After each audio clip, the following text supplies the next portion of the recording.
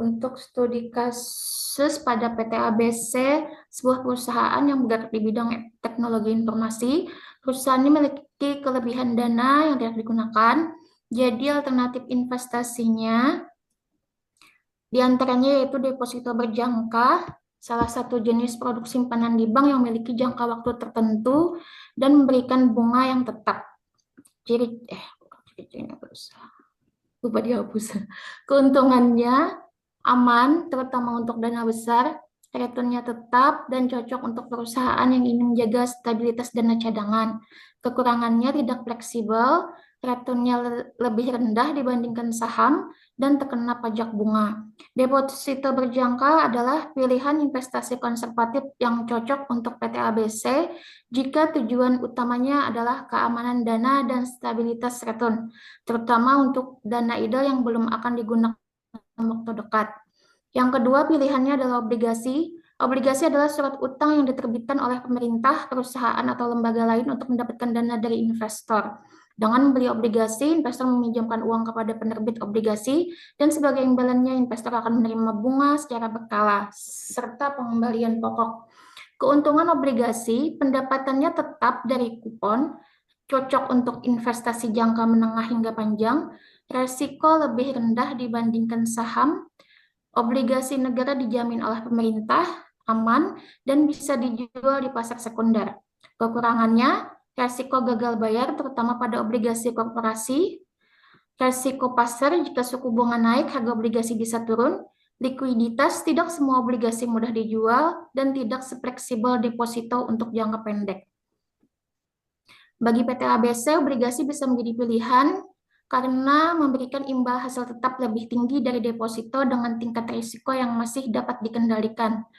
Reksadana. Reksadana adalah wadah untuk menghimpun dana dari masyarakat atau investor yang kemudian dikelola oleh manajer investasi profesional untuk diinvestasikan ke berbagai instrumen, seperti saham, obligasi, pasar uang.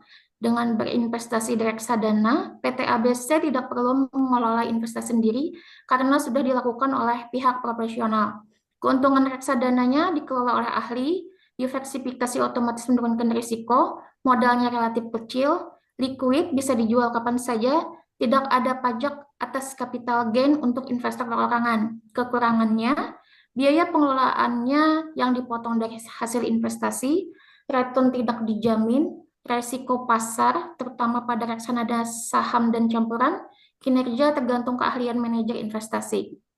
Jika tujuan investasi jangka pendek, maka reksadana pasar uang bisa jadi alternatif lebih baik dari deposito.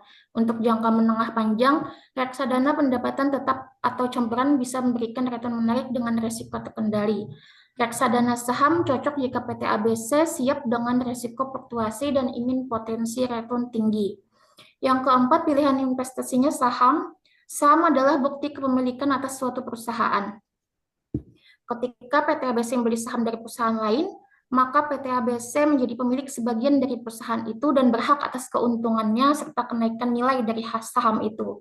Keuntungannya, potensi returnnya tinggi, likuiditasnya tinggi, mudah dibeli dan dijual di pasar saham, cocok untuk investasi jangka panjang, bisa meningkatkan nilai aset perusahaan bila portofolionya sukses.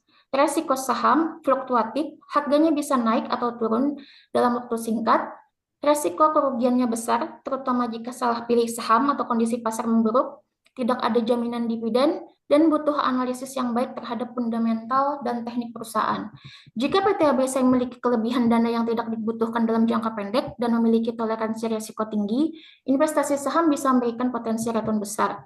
Bisa disesuaikan dengan industri terkait, misalnya membeli saham perusahaan teknologi lain untuk sinergi bisnis, bisa juga digunakan untuk strategi pertumbuhan aset jangka panjang.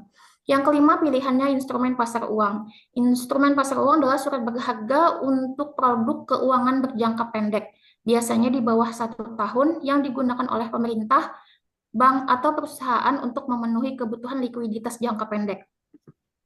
Instrumen ini aman, liquid, dan risikonya rendah, sehingga cocok untuk perusahaan seperti ABC yang ingin menginvestasikan dana untuk jangka waktu singkat sambil menjaga stabilitas dan keamanan. Keuntungannya, risikonya rendah, cocok untuk konservatif, liquid, mudah dicairkan dalam waktu singkat, stabil, tidak terpengaruh fluktuasi pasar sebesar saham, cocok untuk manajemen kas perusahaan. Sedangkan kekurangannya, return tidak rendah dibanding saham atau obligasi, tidak cocok untuk jangka panjang karena pertumbuhan nilainya rendah. Beberapa instrumen hanya bisa diakses oleh investor institusi atau melalui perantara. Dapat digunakan jika PT ABC ingin mengelola dana ide untuk jangka pendek saja, sambil tetap menjaga likuiditas dan keamanan dana. Bisa juga digunakan sebagai penempatan dana cadangan operasional sembari mencari peluang investasi jangka panjang yang lain. Yang terakhir ada properti atau real estate komersial. Properti atau real estate komersial adalah jenis properti yang digunakan untuk keperluan bisnis, bukan tempat tinggal pribadi. PT ABC bisa menginvestasikan dana lebihnya ke properti jenis ini untuk mendapatkan pendapatan pasif dari sewa dan keuntungan modal dari kenaikan nilai properti di masa depan. Keuntungannya, pendapatan pasif stabil dari sewa, nilai properti yang cenderung meningkat dalam jangka panjang, aset real yang terlihat dan berwujud, bisa digunakan sendiri oleh PT ABC, dan harga sewa biasanya naik mengikuti inflasi. Kekurangannya, modal awalnya yang besar, tidak liquid karena sulit dijual, resiko penyewa jika tidak ada penyewa maka tidak ada penghasilan, dan biaya perawatan dan pajak yang tinggi, termasuk PBB, asuransi, dan lainnya. Terkena resiko lokasi dan pasar properti juga. Kalau untuk PT ABC cocok diversifikasi investasi jangka panjang, bisa digunakannya sebagai kantor cabang maupun memberikan stabilitas portofolio, apalagi jika bisnis propertinya sejalan dengan strategi ekspansi PT ABC. Cara mengevaluasi alternatif investasi di atas tersebut, untuk menentukan pilihan yang paling menguntungkan, dengan sesuai dengan tujuan perusahaan, maka manajer keuangan perlu melakukan evaluasinya seperti langkah-langkah berikut. Satu, menentukan tujuan dan kebutuhan investasinya. Sebelum menentukan kemana dan akan diinvestasikan, manajer keuangan wajib menentukan tujuan dan kebutuhan investasi. Tujuan investasinya untuk keamanankah dana atau pendapatan pasif atau pertumbuhan asetnya.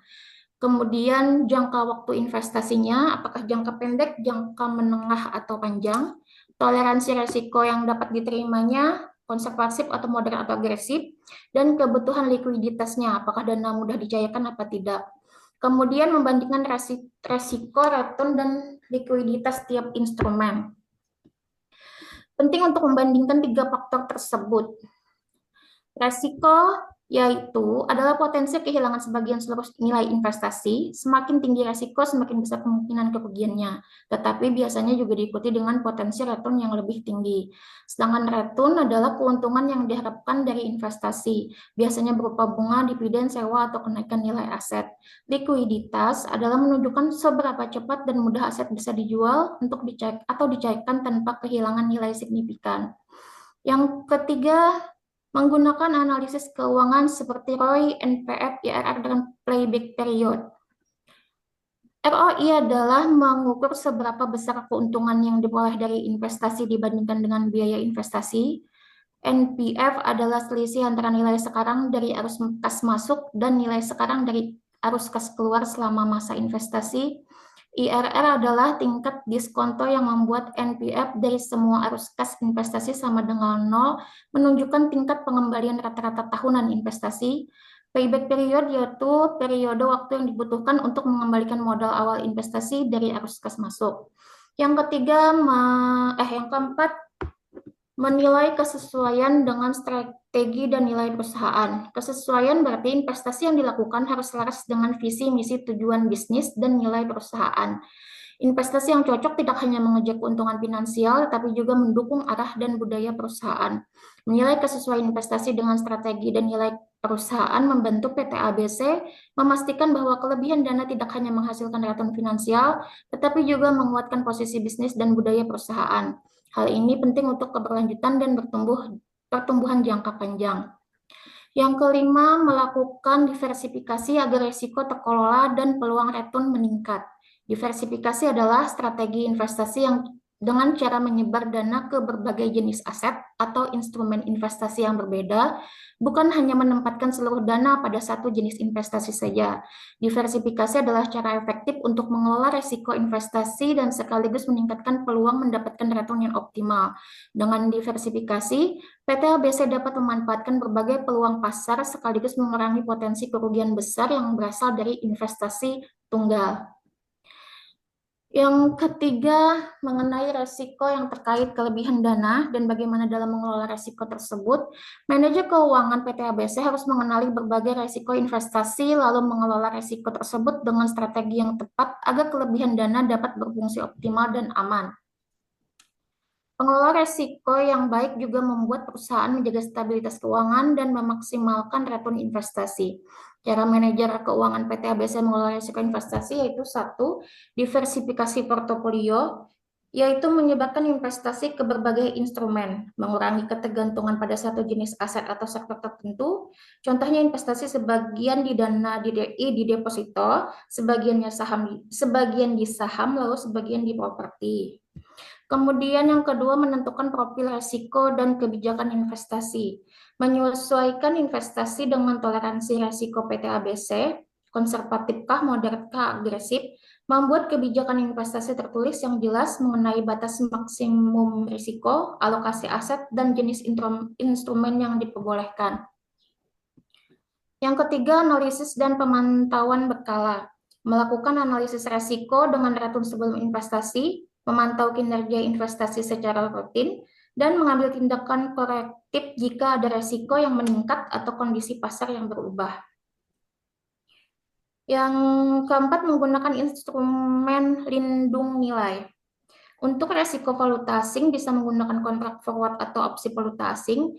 Juga untuk resiko suku bunga menggunakan derivatif seperti swap suku bunga jika perusahaan memiliki akses. Yang kelima, memilih instrumen dan mitra investasi yang kredibel. Memilih obligasi dengan rating kredit tertinggi, menggunakan jasa manajer investasi terpercaya, juga memastikan instrumen investasi sesuai dengan regulasi. Dan yang terakhir, menjaga likuiditas investasi, menyimpan sebagian dana dalam instrumen yang mudah dicairkan seperti pasar uang atau deposito, dan menghindari mengunci seluruh dana dalam aset yang sulit dijual mendadak. Demikian, Pak. Ya, terima kasih Ibu.